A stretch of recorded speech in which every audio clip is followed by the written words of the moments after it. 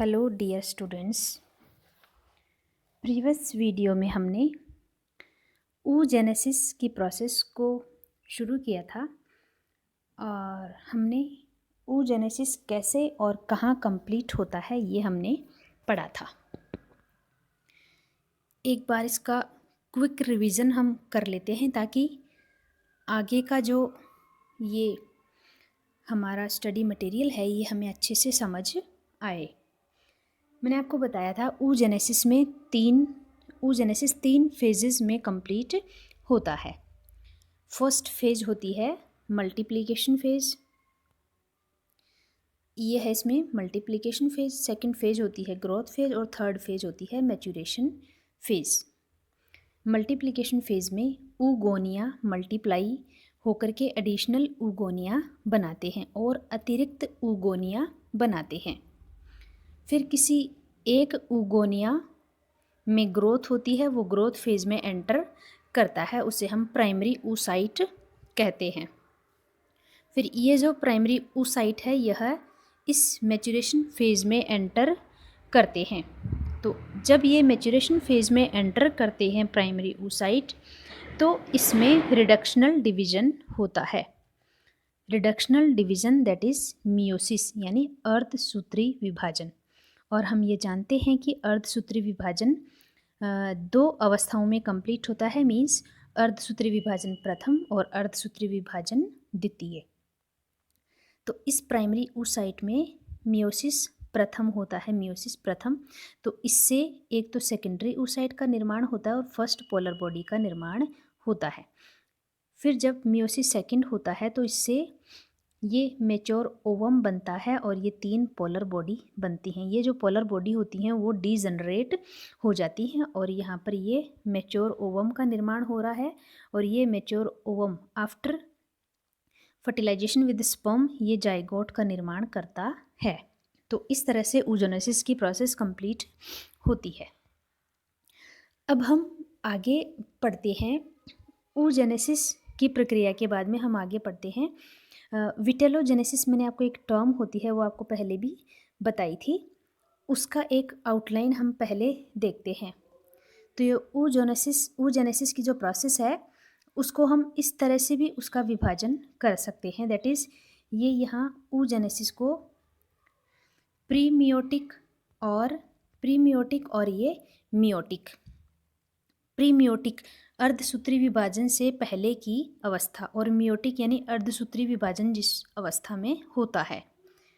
तो मियोटिक जो स्टेज है उसे भी दो भागों में डिवाइड किया गया है, जैसा कि आप स्क्रीन पे देख रहे हैं, प्री विटेलोजेनेसिस एंड विटेलोजेनेसिस।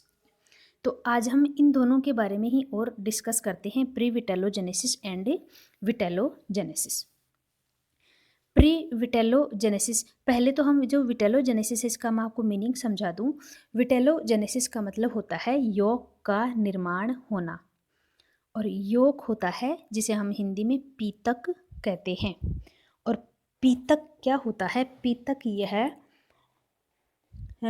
एक न्यूट्रिटिव पदार्थ होता है, न्यूट्रिशन देने का कार्य करता है। यौग एक पोषण देने का कार्य करता है। जैसा कि हमने अभी पढ़ा, ओवम जो है फर्टिलाइजेशन के बाद ये जाइगोट में परिवर्तित हो जाता है, और जो जाइगोट होता है उससे जो प्राणी है या फिर एनिमल है उसका विकास शुरू होता है। तो उस विकास की जो शुरुआती अवस्थाएं होती हैं, स्टार्टिंग फेज होती हैं, उसमें जो न्यूट्रिशन देने का कार्य होता है वो पीतक का ही होता है, यौग का होता है। तो यौग के बनने की प्रोसेस को हम विटेलोजेनेसिस कहते हैं। और यहाँ पर आपको दो फेजेस दिख रही हैं, प्री विटेलोजेनेसिस एंड विटेलोजेनेसिस।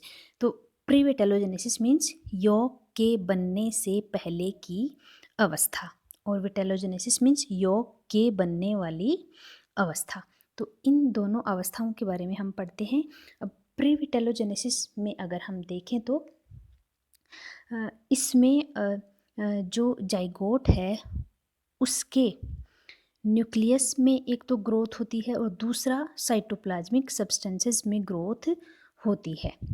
हम जानते हैं कि जो सेल होती है उसमें कौन कौन से कंपोनेंट्स होते हैं, ये आपने 11th-12th में भी पढ़ा होगा कि सेल के डिफरेंट सेल ऑर्गेनेल्स होते हैं। सेल के अंदर, कोशिका के अंदर कोशिकांग होते हैं। अब वो कोशिकांग हम जानते हैं, जैसे न्यूक्लियस होता है, माइटोकॉन्ड्रिया होता है, गोल्जी कॉम्प्लेक्स होते हैं, एंडोप्लाज्मिक रेटिकुलम होता है। इस तरह से ये कोशिकांग होते हैं, सेल ऑर्गेनेल्स होते हैं। तो इनमें जो ग्रोथ होती है उसके अकॉर्डिंग ही प्री विटेलोजेनेसिस को भी डिवाइड किया गया है। तो अगर ये ग्रोथ पहले हम पढ़ लेते हैं ग्रोथ इन न्यूक्लियर सब्सटेंसेस, यानी न्यूक्लियस में ग्रोथ होना। और दूसरा जो पॉइंट है वो है इसके साइटोप्लाज्मिक जो सब्सटेंसेस हैं, कोशिका द्रव्य में पाए जाने वाले कोशिकांग हैं, उनमें क्या क्या परिवर्तन होता है। तो यानी हम यूँ कह सकते हैं जो प्री विटेलोजेनेसिस की स्टेज है उसमें दो तरह से ग्रोथ होती है। एक तो जो इसका केंद्रक है, न्यूक्लियस है, उसमें ग्रोथ होना, और दूसरा इसके साइटोप्लाज्म में कोशिका द्रव्य में ग्रोथ होना। तो यहाँ हम पहले देखते हैं ये जो प्री विटेलोजेनेसिस है इसमें न्यूक्लियर सब्सटेंसेस में क्या क्या ग्रोथ होती है।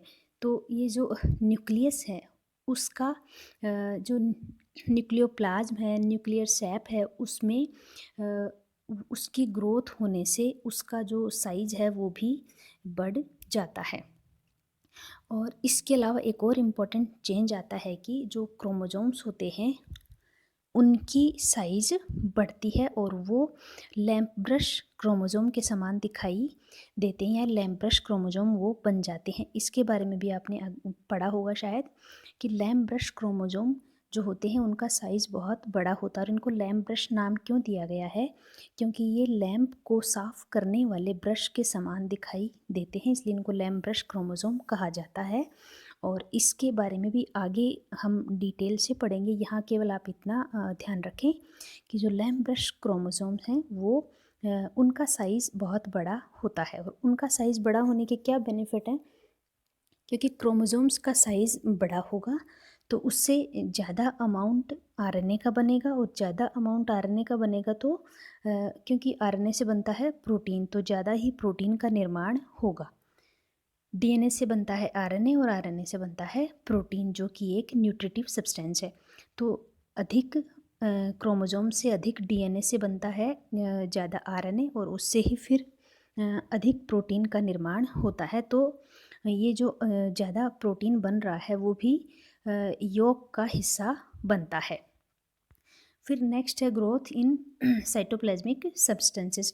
इसमें जैसा कि अभी अपन ने बात की, इसमें जो माइटोकॉन्ड्रिया है उसका नंबर भी बढ़ेगा, चूँकि हम माइटोकॉन्ड्रिया को powerhouse of the cell कहते हैं, कोशिका का शक्ति ग्रह, यानी ये पावर प्रोवाइड करता है, इसमें एटीपी का निर्माण होता है। तो माइटोकॉन्ड्रिया का नंबर बढ़ेगा तो जो एनर्जी है वो भी बढ़ेगी, और वो एनर्जी डेवलपमेंट में काम आती है, विकास के दौरान काम में ली जाती है।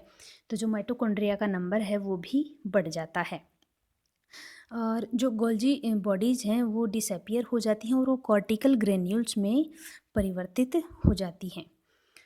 फिर इसमें जो एंडोप्लाज्मिक रेटिकुलम है उसमें क्या परिवर्तन होता है? जो एंडोप्लाज्मिक रेटिकुलम है वो उनका भी जो अरेंजमेंट है वो चेंज हो जाता है अकॉर्डिंग टू सिचुएशंस। अब हम देखते हैं कि विटेलोजेनेसिस, ये जो दोनों पॉइंट्स थे वो प्री विटेलोजेनेसिस के थे। अब हम देखते हैं विटेलोजेनेसिस यानी यॉर्क का फॉर्मेशन, पीतक का निर्माण। और ये जो विटेलोजेनेसिस का पॉइंट है ये इम्पॉर्टेंट है according to examination point. Examination के अकॉर्डिंग ये इम्पॉर्टेंट है, एग्जामिनेशन में पूछा भी ये जाता है। तो विटेलोजेनेसिस मीन्स यॉर्क का फॉर्मेशन, पीतक का निर्माण विटेलोजेनेसिस कहलाता है, पीतक जनन कहलाता है। इस दौरान जो न्यूट्रिएंट्स होते हैं उनको या फिर उनका oocyte में वो इकट्ठा होते हैं, उनका डिपोजिशन होता है। और ऐसा मानते हैं कि जो वर्टिब्रेट्स होते हैं, कशेरुकी प्राणी होते हैं, उनमें यॉक का फॉर्मेशन लीवर में होता है। फिर वहाँ से यॉक का ट्रांसपोर्ट होता है जहाँ जाइगोट का डेवलपमेंट होता है, ऐसा माना जाता है। अब हम देखते हैं physiochemical nature of yolk. Yolk का क्या नेचर होता है, क्या उसकी प्रकृति होती है, यानी उसमें कौन कौन से कंस्टिट्यूएंट्स पाए जाते हैं। तो यॉक के अंदर प्रोटीन्स होते हैं, फॉस्फोलिपिड्स होते हैं, फैट्स होते हैं, क्योंकि ये सारे न्यूट्रिटिव सब्सटेंसेस हैं। और इसी के अकॉर्डिंग इसको दो भागों में भी डिवाइड किया गया है कि उसकी प्रकृति क्या है। जैसे अगर उसमें ज़्यादा अमाउंट प्रोटीन का है तो उसे हम प्रोटीन योग कहते हैं। अगर उसमें ज़्यादा अमाउंट फ़ैट का है तो उसे हम फ़ैट योग कहते हैं। और कुछ जो एनिमल्स होते हैं उनमें दोनों तरह का योग पाया जाता है। और जो एवियन योग होता है, avian means related to birds, पक्षियों में पाया जाने वाला योग। हम ये भी जानते हैं कि पक्षियों के अंडों में ज़्यादा अमाउंट यॉक का पाया जाता है, न्यूट्रिशन का ज़्यादा अमाउंट पाया जाता है, क्योंकि जो एवियन एग होते हैं उनको जो मदर एनिमल होता है उसकी बॉडी से बाहर उसको डेवलप होना होता है, इसलिए उसको न्यूट्रिशन यॉक से ही मिलता है। जबकि जिन एनिमल्स में बॉडी के अंदर जो एम्ब्रियो होता है उसका डेवलपमेंट होता है तो उसको न्यूट्रिशन एनिमल की मदर से मिलता है, लेकिन जिनका डेवलपमेंट बॉडी से बाहर होता है उनको यॉक से ही न्यूट्रिशन मिलता है।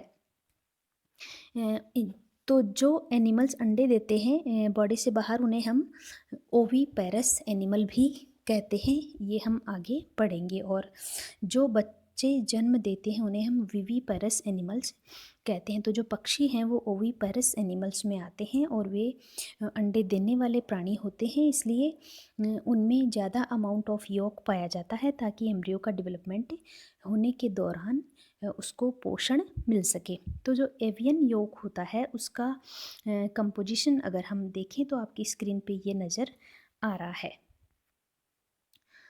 फंक्शंस ऑफ यॉक, इतना तो हमने देख ही लिया है कि जो यॉक है वो न्यूट्रिशन प्रोवाइड करने का कार्य करता है। ये एक तरह से फूड स्टोरेज का कार्य करता है। इसके अलावा भी एक और इसका इम्पोर्टेंट फंक्शन ये है कि ये एग की साइज़ को भी डिटरमाइन करता है। मींस अगर यॉक कम है तो एग का साइज कम होता है, अगर यॉक का अमाउंट ज़्यादा है तो एग का साइज भी ज़्यादा होता है। दूसरा एक और इसका इम्पॉर्टेंट फंक्शन ये होता है कि जो डेवलपमेंट होता है, यानी गैस्ट्रुलेशन होता है, ब्लास्टुलेशन होता है, ये सारे स्टेजेस हम आगे पढ़ने वाले हैं। तो इन सारे स्टेजेस को अमाउंट ऑफ यॉक पीतक की मात्रा के द्वारा प्रभावित किया जाता है। मीन्स जहाँ यॉक का अमाउंट होता है वहाँ पर ब्लास्टोमियर्स उन सेल्स को कहते हैं जो डिवाइड हो रही होती हैं। युग्मनज बनने के बाद उसमें डिवीज़न होता है, तो डिवीज़न के दौरान जो सेल्स बनती हैं उन्हें हम ब्लास्टोमियर कहते हैं। तो ये जो ब्लास्टोमियर होती हैं, या फिर यूँ हम कह सकते हैं कि जो डिवीज़न होता है वो यॉक के अगेंस्ट होता है। मीन्स जहाँ यॉक होता है वहाँ डिवीज़न विभाजन नहीं होता, और जहाँ यॉक नहीं होता है वहीं पर एम्ब्रियो का डेवलपमेंट होता है। तो डियर स्टूडेंट्स, आपको ये जो विटेलोजेनेसिस का पॉइंट है वो आपको समझ आया होगा। आप इस वीडियो को देख के सुन के अपने पर्सनल डायरी में आप अपने नोट्स बनाएं और कोरोना का ध्यान रखें, अपने आप को प्रोटेक्ट करें। डियर स्टूडेंट्स, आज के लिए इतना काफ़ी है। Thank you.